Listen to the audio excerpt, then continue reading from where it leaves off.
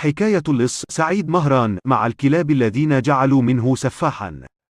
حكاية اللص والكلاب هي بالفعل حكاية غريبة وعجيبة، نعرفها جميعا من خلال الرواية المعروفة والفيلم الشهير الذي يحمل نفس الاسم، وهناك بعض الوقائع والأحداث الواقعية التي لم تذكرها الرواية ولم يتعرض لها الفيلم، ونحن هنا نميط اللثام عن بعض هذه الأحداث الواقعية التي ربما تكون أكثر تشويقا عن الأحداث التي شاهدناها من خلال الشاشة.